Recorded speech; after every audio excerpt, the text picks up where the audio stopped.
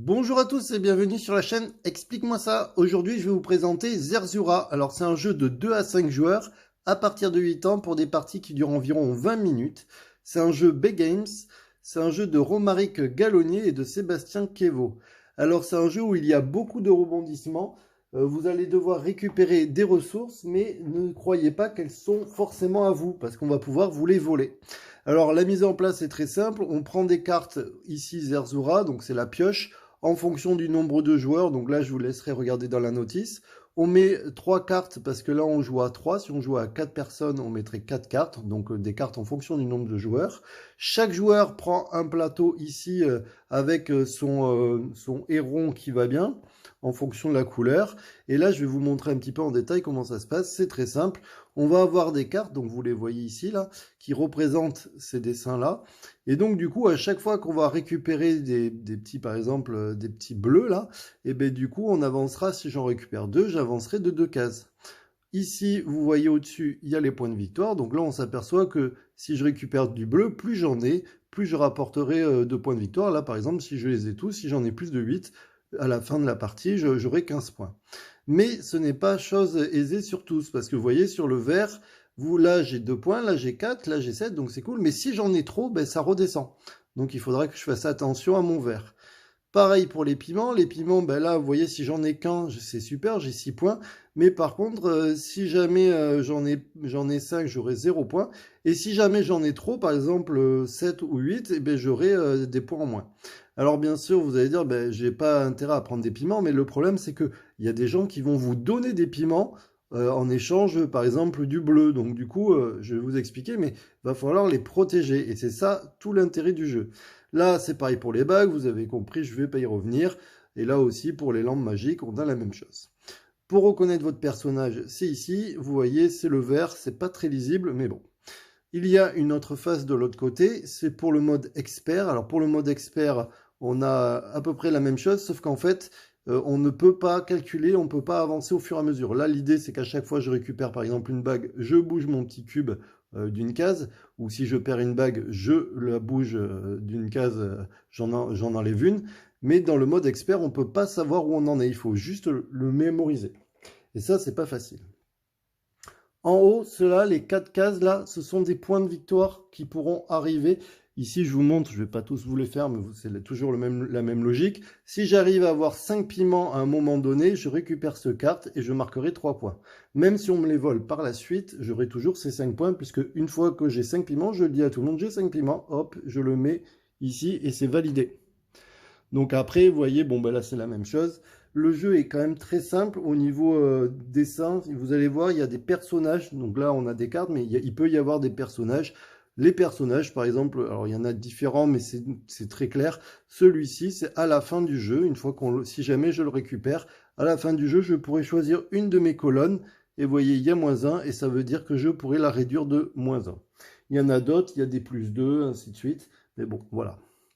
Celle-là, par exemple, vous voyez, c'est une carte qui donne +1 à chaque fois que j'ai des personnages. Donc, à chaque fois que j'aurai des personnages à la fin du jeu, par exemple, si j'ai 3 personnages, eh bien, je marquerai 3 points grâce à elle. Et ça, c'est des exemples aussi de cartes.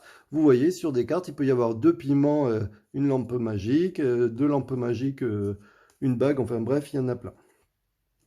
Ici, vous avez aussi de quoi compter les points. Donc du coup, vous voyez, on va valider les bleus, les verts, on va marquer le nombre de points qu'on a à chaque fois. Le bonus, ben, c'est les cartes ici.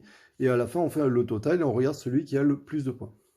Alors comment se passe une partie? Au début, on définit un joueur. Donc là, par exemple, j'ai décidé que c'était lui.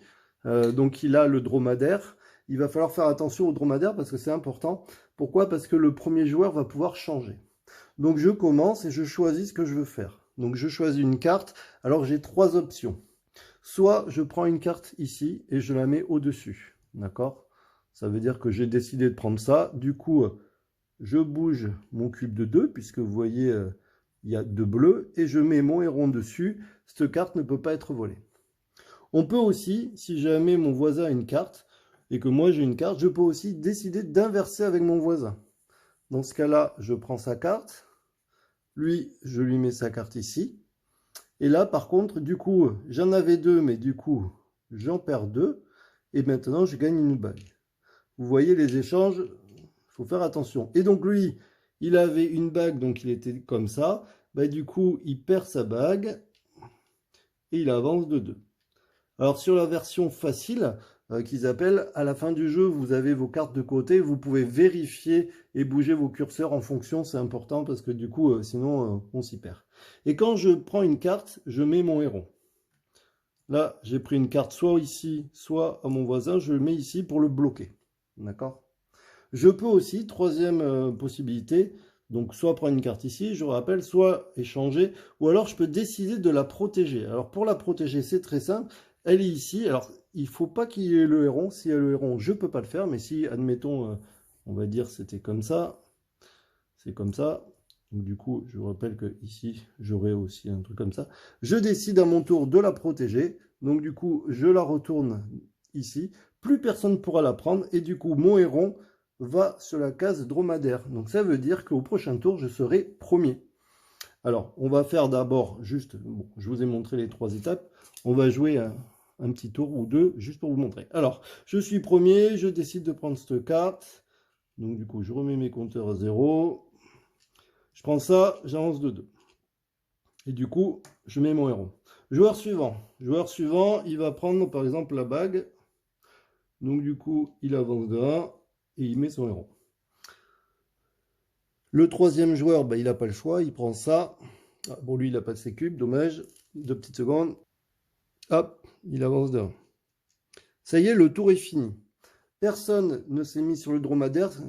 On se met sur le dromadaire que quand on met des cartes en sécurité. Donc du coup, ça passe au joueur suivant.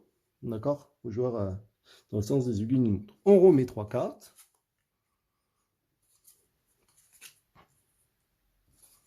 Alors, il n'y a pas beaucoup de place, je suis désolé, j'essaye de vous montrer au mieux. Et donc, c'est à lui de jouer, puisqu'il a le dromadaire. Il décide, par exemple, de prendre cette carte. Donc, il prend ce personnage qui, je vous rappelle, à la fin, il pourra décaler un cube d'une case, celle qu'il veut. Donc, il prend ça. Et donc, du coup, comme il l'a pris, il met, pour la protéger, son oiseau. Quand il y a un oiseau, on ne peut pas voler la carte où il y a un oiseau. Joueur suivant. Le joueur suivant va, par exemple, prendre ces 2 bagues. Donc, du coup, il avance les bagues de 2. Et moi, je suis ici. Bah, du coup, je me mets ici. Pardon, l'oiseau vient ici. Et là, du coup, j'avance d'un bleu. Troisième tour. Donc, du coup, personne ne s'est mis ici sur le dromadaire. Donc, on le décale. On remet 3 cartes. Voilà. C'est juste pour vous montrer un petit peu ce qu'on peut faire. Et donc, c'est à lui de jouer. Lui, il va décider, par exemple, de prendre cette carte, puisque vous voyez, elle est libre. Il veut décider de l'échanger avec un autre. Donc, par exemple, il va dire, ben moi, je te donne ça.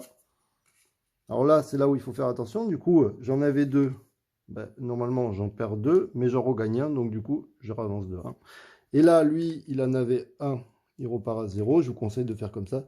Et là, il en reprend 2. D'accord? Il a pu m'échanger. Pourquoi? Parce que ici, j'avais pas mon héron.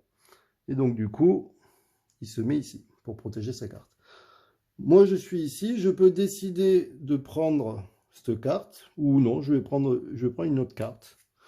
Et je me mets ici. Donc là, c'est un peu compliqué. Il n'y a plus de place. Je me mets ici et je mets mon héron puisque je l'ai récupéré. Lui, ce joueur-là, il peut décider de sauver une carte. Il peut le faire. Il peut en sauver une ou 2. Et donc, du coup, il décide de la mettre là. À partir du moment où il la met là, il prend son héron, il la met sur le dromadaire. Ça veut dire quoi? Ça veut dire qu'au prochain tour, c'est lui qui va commencer.